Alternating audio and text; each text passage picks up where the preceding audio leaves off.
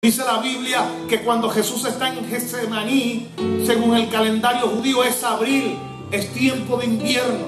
Dice la Biblia que él sudó como gotas de sangre.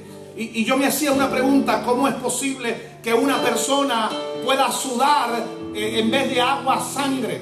Y en un viaje de los que hacía con un médico, conversamos tantas cosas. Este hombre sabía tanto de las escrituras y su profesión secular era médico. Y yo le hice esta pregunta: ¿es posible que una persona normal, humana, pueda sudar sangre? Me dijo: oh, claro que sí. Me dijo: Terán, el cuerpo está lleno de muchas venas y vasos pequeños, diminutos, y a veces por la presión, por saber de que algo grave se aproxima, de que una preocupación, una tensión, una angustia, saber de que muerte se aproxima, esta tensión puede romper los vasos capilares del cuerpo y las personas empiezan a sudar.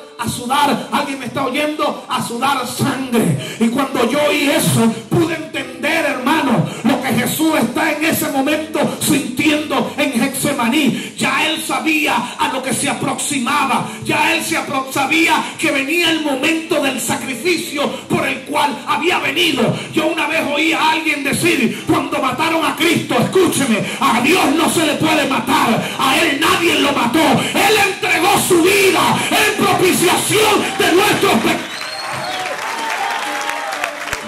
¿Alguien está aquí conmigo? A Dios no se le puede matar. Él dijo: yo voy a morir, yo voy y entrego mi vida, yo voy y entrego mi cuerpo para que una humanidad pueda vivir en paz. Toca el que está a su lado y dígale: en Cristo vivimos en paz. No tenemos miedo a la muerte, porque entendemos y comprendemos que morir es ganancia. Aleluya, aleluya. Jesús sabía en el Getsemaní, Jesús sabía lo que venía. Jesús entendió el dolor que venía. Por eso sus venas en su cuerpo, la tensión empezó a romper venas y empezó a sudar sangre. Se llevó a unos amigos y le dijo: no habéis podido llorar ni una hora.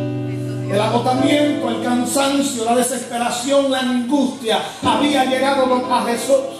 Porque aunque era 100% Dios, también fue 100% hombre. Y su naturaleza humana sabía que el proceso que venía, que se acercaba, aunque era el plan de Dios, y estoy seguro que él quería volver al trono que había dejado, pero tendría que pasar la tortura, el dolor, el sufrimiento de su muerte. ¿Alguien puede decir gloria a Dios?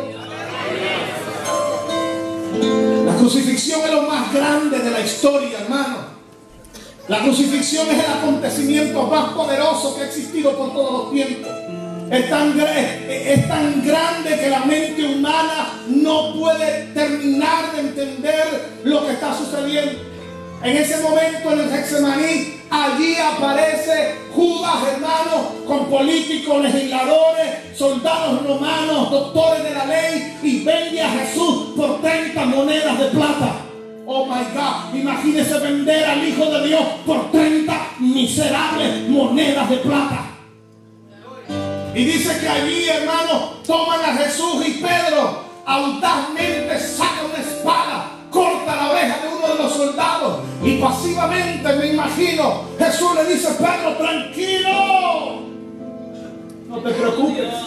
Delante de todos, hermanos, extiende su mano, toma la oreja según la Biblia y los relatos históricos, y pone al soldado romano delante de los ojos de todos, hermanos, la oreja en su lugar.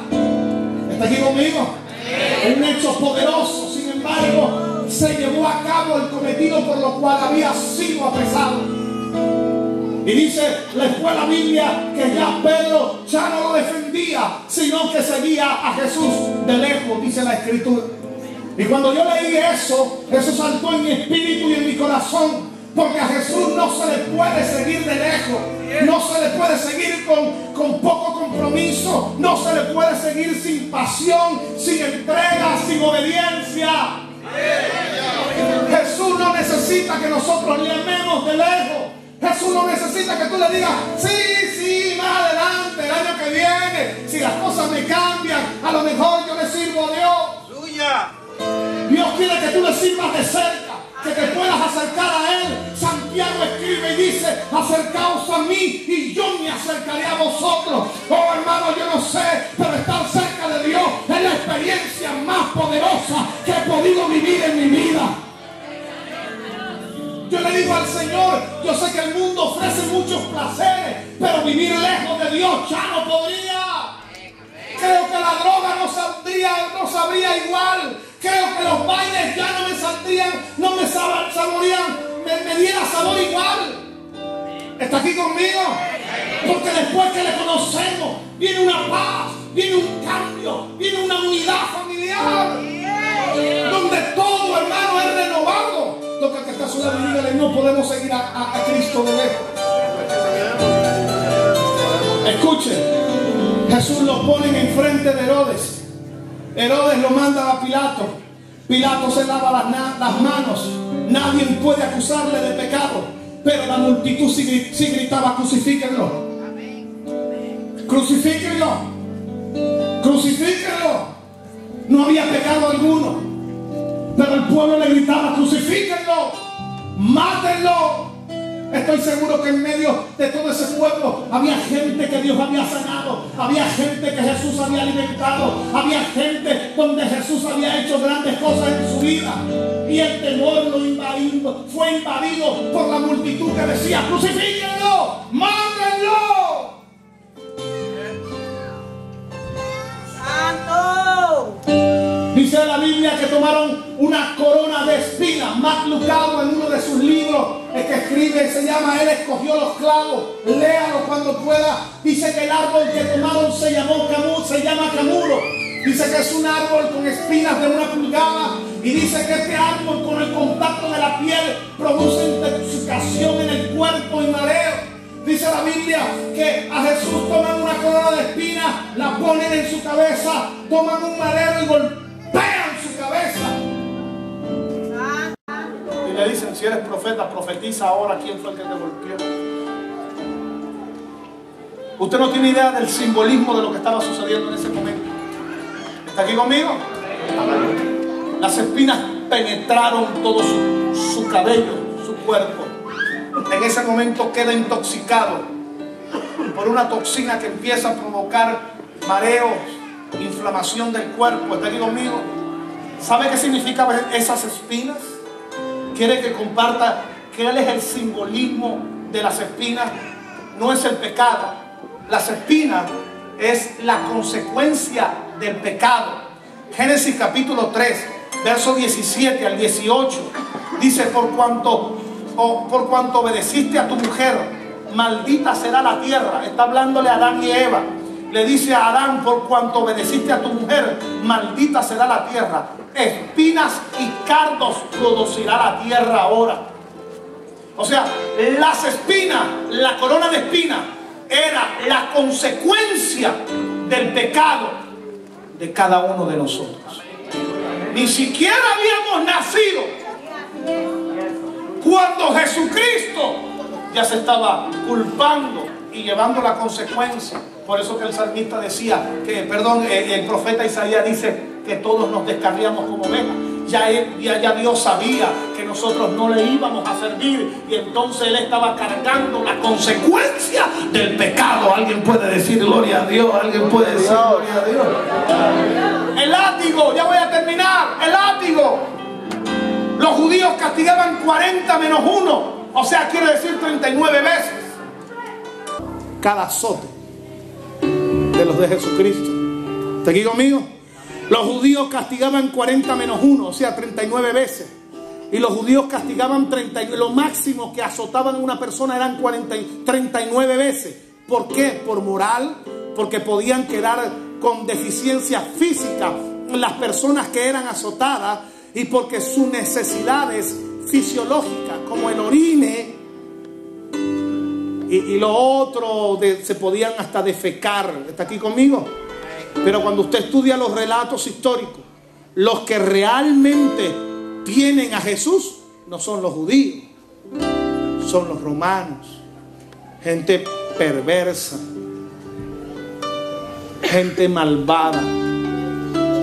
Que la Biblia registra 39 latigazos. Se piensa y se cree por algunos teólogos, algunos eruditos, que Jesucristo fue azotado más de 39 veces. Porque ellos tenían como costumbre que mientras azotaban, si perdían la cuenta, decían, vuelve a empezar, ¿cuál es el problema? Esas eran las costumbres. Los látigos de ese tiempo eran pedazos de cueros, y dicen algunos historiadores que ponían en las puntas pedazos de huesos afilados de animales. Usted ve en las películas hierro, plomo, pero dicen algunos relatos originales que buscaban huesos de animales y cortaban pequeños pedazos y los afilaban y los ponían, y que cada vez que era azotado Jesús, aquellos huesos se incrustaban sobre sus espaldas, sobre sus músculos, y cuando jalaban el látigo, hermanos, pedazos de piel, pedazos de músculo. ¿Usted está aquí conmigo? Venía junto con el látigo. Algunas personas que vieron hace algunos años pasados la película de Mel Gibson sobre la crucifixión, dijeron, ay, qué exagerado fue este actor. No, eso no fue nada para cuando usted se sienta a relatos históricos verdaderos, genuinos, hermanos. Usted llora, usted se desespera, usted siente agonía de leer esas situaciones, hermano. ¿Está aquí conmigo? Dice el Salmo 22, 17. Salmo 22, 17. David, otro hombre, mira la crucifixión de Jesucristo antes que eso sucediera. Y en el Salmo 22 lo relata, pero en el versículo 17 dice, contar puedo todos mis huesos. Estaba hablando del momento que Jesús está siendo azotado. Se había despedazado su cuerpo. Por eso el profeta Isaías dice que no había parecer en él, ni ninguna hermosura para que alguien quisiera estar cerca de él. ¿Está aquí conmigo, hermano? Yo quiero que hoy usted se detenga, usted pare, usted pueda pensar lo que realmente aconteció. Yo no vine aquí a manipularle, yo no vine aquí, hermano, a contarle una historia. Esto usted lo puede averiguar si se interesara en estudiar un poco más. Dice que sus huesos se podían contar. El salmista también escribe en el Salmo 129, verso 3. Dice, sobre mis espaldas araron los aradores e hicieron largos surcos. ¿Sabe qué es arar? En la antigüedad o en algunos años pasados era un gancho de hierro que se tiraba sobre la arena y jalaba y abría la arena para poner siembras. Hablando de Jesús, lo vieron en visión, miraron cómo su cuerpo se despedazó, cómo su espalda se hizo pedazo. ¿Está aquí conmigo, iglesia? ¿Y sabe por qué? Lo hizo por ti y por mí. Toca a alguien y dile, lo hizo por ti, lo hizo por mí. Él no se merecía morir, iglesia. Él era puro, él era limpio. Él no necesitaba venir y ser despedazado de esa forma.